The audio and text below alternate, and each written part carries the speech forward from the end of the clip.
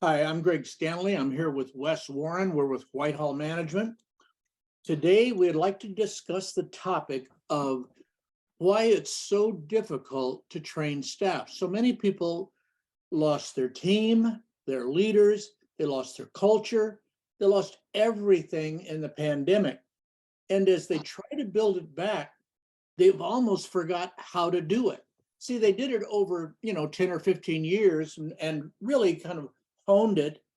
And now they're starting with nothing and can't even remember how it came about. Certainly don't want to spend another 10 years building it. What have you learned about this, Wes?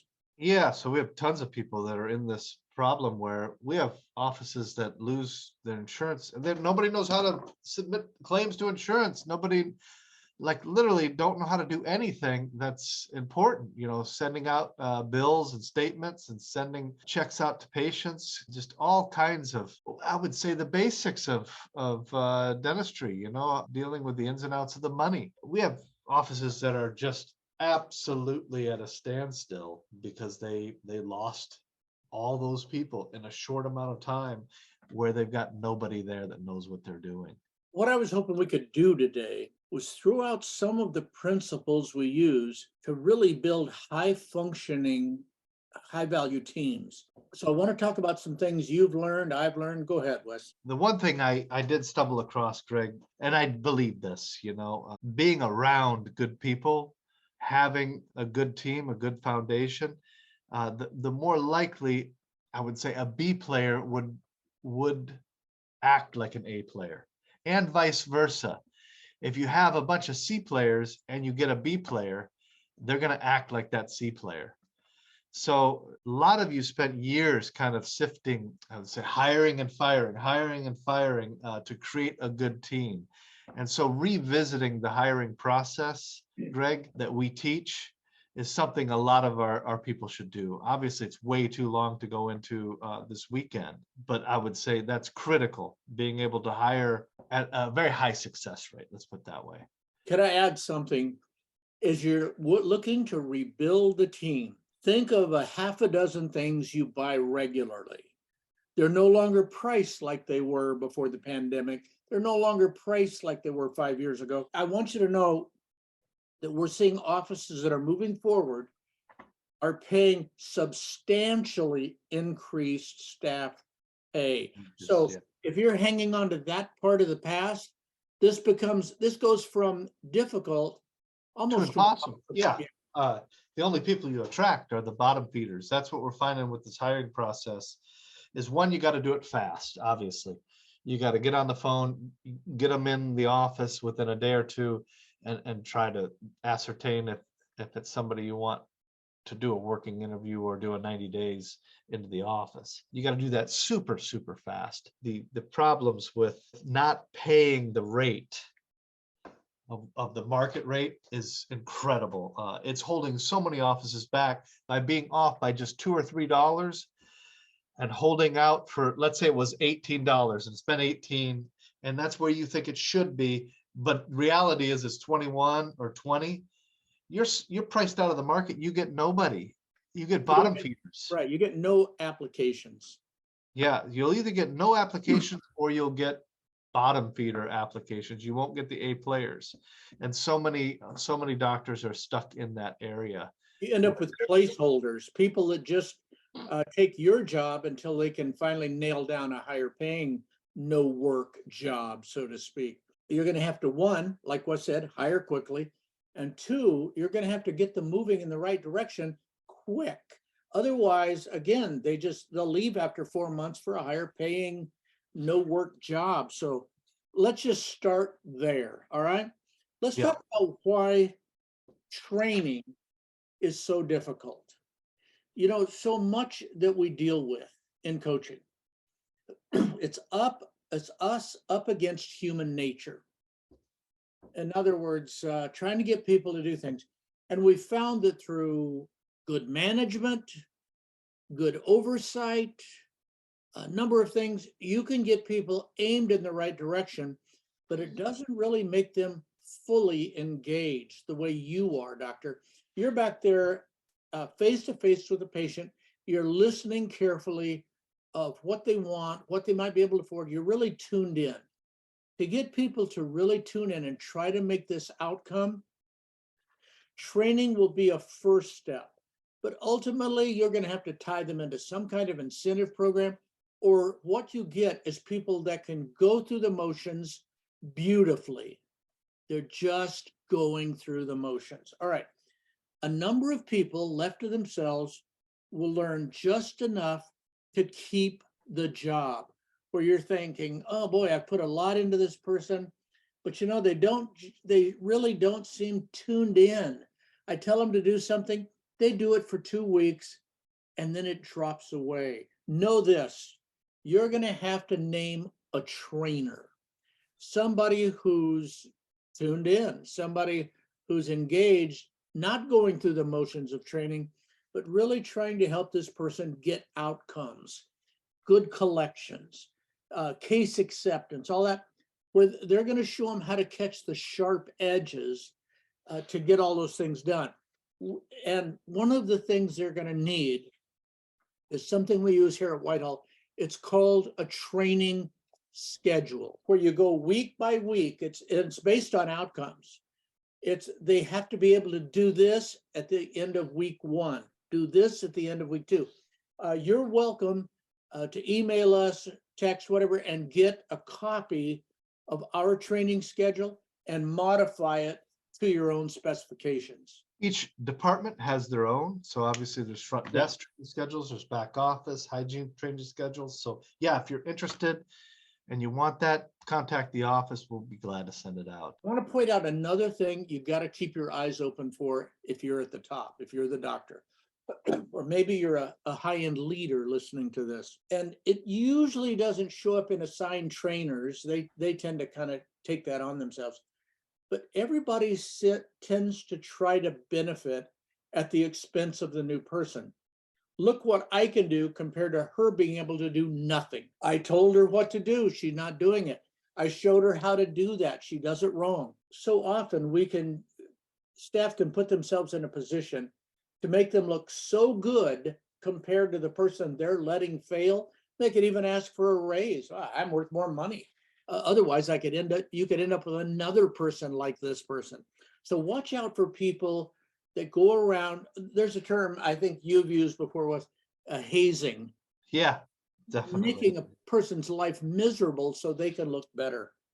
The way we've tried to solve that is, again, through that bonus system where you train a training bonus, meaning instead of seeing their job as to haze this person out of here and only the strong survive, you pay this person $500 to get them through the checklist. And when they complete it, the person that was hazing them now is trying to help them. And that has been a big help. It's not foolproof, but it's way better than the alternative. You almost become an advocate for the person. Yeah, right. Another one we see, and this one is a little mystifying. Doctors will have a high functioning bonus program in place, an incentive plan. And when we look into it, the new person that's not impressing us, who seem to have all the qualifications we wanted when they were hired, they have a rule that they can't be in the bonus for the first year, the first 6 months. And so a lot of times we get that question, when should new people be included in our various bonus programs? Let me answer that.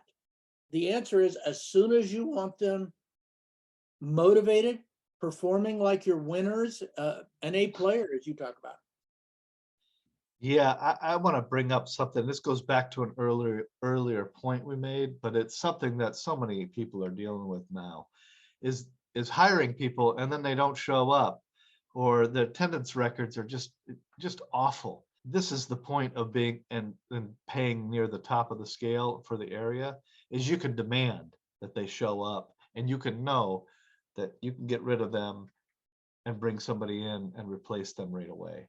When you're holding on to the old pay scales, yeah, you kind of just got to deal with it and hope she shows up this week. That's been very common. One of the saddest things I've ever heard somebody say is, no, she's not very good, but for what we pay her, it kind of balances out. That's pretty sad. Yeah, Yeah, absolutely. Another problem we run into, especially when we're getting into the mid or high level of training, where we're getting through our training schedule and the person runs into problems. Here's where it tends to show up. We've got two doctors or three doctors in the practice. There's an owner and two associates or something. They all work at a different pace. They treat people different, so leaving their patients, some needing more emotional support than others. Some are good at the selling part, and that has to be offset by the staff. In other words, each doctor brings his or her own requirement for training capabilities. And that complicates the process. It's usually encountered when we really start to put them on their own. So often staff are paired with somebody to watch as they train, and then finally we let them go and they realize, wow, with three doctors, if I'm bouncing around, this is almost impossible for me to keep straight. Yeah, comes to a good point that everybody has to understand is 10% of learning is like in a book or watching videos, maybe how you do things, stuff written out, and maybe even some training videos on some basics. Only 10% of the learning process comes that way. Then you're going to find that around 20 to 30% is going to be by watching somebody do it. But 60 to 70% is them doing it themselves. And so what we try to train our trainers to do is to have them observe, and then they switch spots, and where the trainer observes them. And a lot of people violate this and just kind of let them go. No, you need to have the trainer actually observe the person, either chair side or doing treatment coordination, billing, whatever their role is, and where the trainer is offline, literally shadowing the new employee until they get it, until they check off. Do not skip this step. This is crucial to their success. And most people are good about having them observe, but very poor about switching positions and having the trainer observe them. One thing I want to add, and this is kind of one of the last things that I have to contribute to this, as soon as you can, maybe 1, 2 months into this, you need to tie something this person is doing to their results. In other words, try to get a cause and effect going where you can see that not only are they saying good things, the right things, but the outcomes, measurable as they might be, are impressive. That's a good sign. So you want to get that. Now, I know people too, Wes, that they've got somebody around for 2, even up to 5 years, and they still can't decide whether they should keep them or not. Yeah, yeah. And they say, well, she does this good, she does this good, but she does this bad, and she does this bad. That's where you need a trainer, you need rules, an office manual, and get people up to speed. What Wes was just saying, if you've got a great team and you drop a new person into that team, wonderful things happen. It brings out the best. All of a sudden, you've got a good new member of an already great team. So I got one more thing I'd like to add that I Sure. do see, Greg, is the lack of training. So we go in, I don't know how many people we talk to per month, and new offices and things like that. But certainly since COVID, we're talking hundreds of offices that we've been in touch with and trying to help out. And what's shocking to me is they get all these new people and there's huge turnover, and they're not doing any training at all. They're not shutting down the office and doing basic training. There should be a minimum of once a month, 90-minute, where the office shuts down and you really focus on training on basic issues. Most of you fail to do that. And when you do it, patients spill over into that hour, and patients show up in an hour, and the actual time actually spent in the training process is 45 minutes.